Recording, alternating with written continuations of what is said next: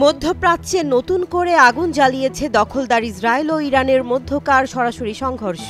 পরিস্থিতি এমন এক বাঁকে এসে দাঁড়িয়েছে যেখানে কূটনীতির দরজা বন্ধ করে দিয়েছে তেহরান।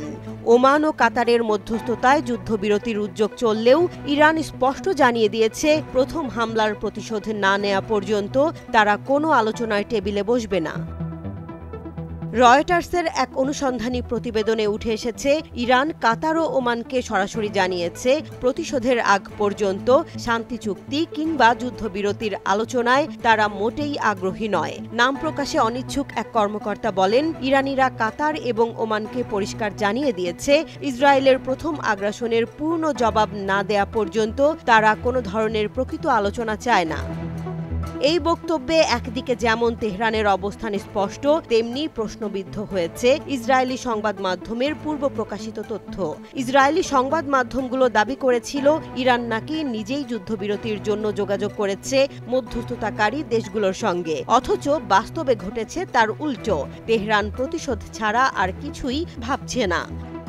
ঘটনার সূত্রপাত শুক্রবার ভোররাতে ইরানের রাজধানী তেহরানে প্রথম হামলা চালায় ইসরায়েলি ড্রোন ও মিসাইল। এই আঘাতই যেন ইরানকে নীরব প্রতিরোধ থেকে সরাসরি সামরিক জবাবে বাধ্য করে। এর ২৪ ঘণ্টার মধ্যেই ইরান ইসরায়েলের অভ্যন্তরে পাল্টা মিসাইল হামলা চালায়। এখন পুরো অঞ্চলটাই পরিণত হয়েছে প্রতিশোধের মঞ্চে।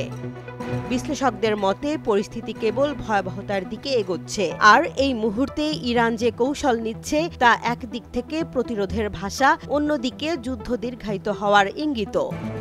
বিশ্লেষকরা বলছেন ইরানের এই কড়া অবস্থান দেশটির ভেতরের জনমত এবং সাম্প্রতিক রাজনৈতিক আবহের সঙ্গে ওতপ্রোতভাবে জড়িত। প্রথম হামলার পরই ইরান জুড়ে জনগণের মধ্যে প্রতিশোধের দাবি উচ্চকণ্ঠে ওঠে।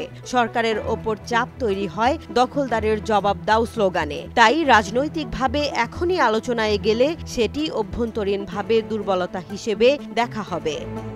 অন্যদিকে ইসরায়েলও রাজনৈতিকভাবে নতুন জোট সরকারকে স্থিতিশীল করতে যুদ্ধের উত্তাপ বজায় রাখতে চাইছে বলেই ধারণা বিশ্লেষকদের।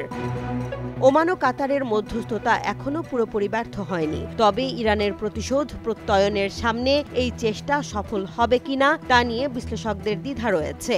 বড় ধরনের সামরিক সংঘর্ষের দিকে যাচ্ছে কি মধ্যপ্রাচ্য?